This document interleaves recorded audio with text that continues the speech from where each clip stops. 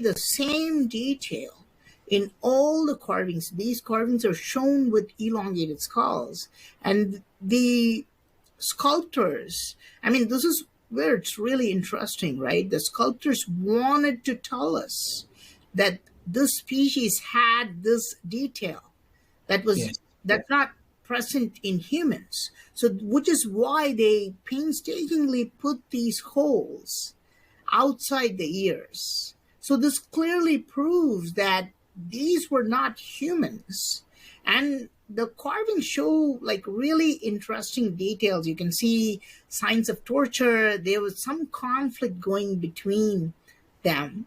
And so, another very interesting thing, I don't know if I can say this in your channel. I mean, I certainly got in trouble for saying it in my channel. They demonetized some of my videos. We can edit it for YouTube, Praveen. Cool, but I know some of your patrons may be watching on your website. Now, another key detail. These are anatomical details we're talking about, right? So, for example, if there was a man walking with like 5 eyes, you're not going to be like, okay, he's just human, because humans don't get to have like 5 eyes, right? So this detail of like elongated head, elongated skull, and then these holes, up and down the earlobe. On top of this, there are several carvings shown with 4 testicles. It's a remarkable detail. It's clearly shown, not just in one carving. They're showing it again and again in these carvings, which means that we're clearly looking at a species that's not human. Yes. And these beings that you're describing with the reptilian-style face, the elongated skull, the hole in the skull above the ear, they are the power people depicted here, and they're in power over the humans. And so the $64,000 question is, are these extraterrestrials? And were they governing over our ancestors in the deep past? Is that the story we're being told? I certainly think so. I certainly think that once upon a time, extraterrestrials came to our planet. And just like what Elon Musk is planning to do, 20 years from now, they came to Earth. And I mean, I just visualized the scenario of what would happen if Elon Musk goes to a distant planet. Let's say we call it Planet X. And then there are like cavemen living there, right? So Elon Musk will just land in that Planet X. He'll just have everything, right? So if they come to attack him, he'll just use a laser gun and kill them. He can just click the lighter and make fire, right? And the caveman will just think of him as a god. The caveman will be like, okay, how is this guy able to just take something out of his pocket and eat it, right? We have to fish and we have to go hunting for like a whole day to find food. How is he able to do it? How is he able to make fire with just clicking his hand? How is he able to just kill a person by just pulling a trigger, right? So to those people, he's going to just look like a god.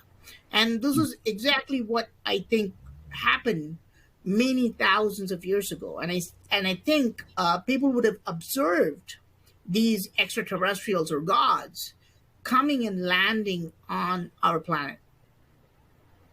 Yes.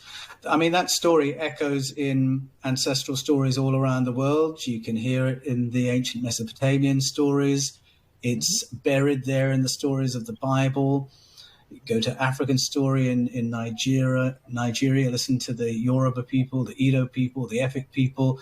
They all have a version of this story. And for me, it's the correlations that make me take it really seriously.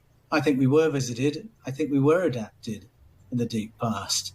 And in some of the other temples you visited, you found stories that seem to represent people being engineered artificially. We talked about the gestation pod, for instance, that you found in one temple. Is it a kumbha? Illustration of the devil on the inside of the giant book. it is also connected to the legend surrounding its creation. It is largely thought to have been created in the early 12th century in the Benedictine monastery of Bodlajica in Bohemia. According to legend, the Codex was created by a character known as Herman the Recluse in the Benedictine monastery near Chirdim in the Czech Republic. The monastery was destroyed sometime in the 15th century during the Hussite Revolution. The Codex was thankfully rescued and taken to the Benedictine monastery in Břevnov. From 1477 to 1593, it was kept in the library of a monastery until it was taken to Prague in 1594 to form part of the collections of the Emperor Rudolf II. In 1648, it was taken as war booty by the Swedish army. In 1697, it would escape destruction again when a fierce fire broke out at the royal castle in Stockholm, subsequently destroying the royal library. The Codex was rescued from the flames by being thrown from a window. According to the vicar, Johan Erikssons, the Codex landed on a bystander, injuring him quite badly. In September 2007, after 359 years of changing hands in numerous ways, the Codex Gigas was returned to the National Library in Stockholm.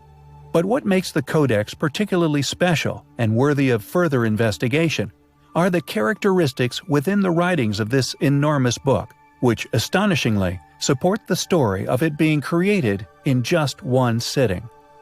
A National Geographic documentary included interviews with manuscript experts who argued that certain evidence, in particular the handwriting analysis and the long-standing credit to Herman Inclusus, aka Herman the Recluse, indicate the manuscript was indeed, somehow, the work of just one scribe.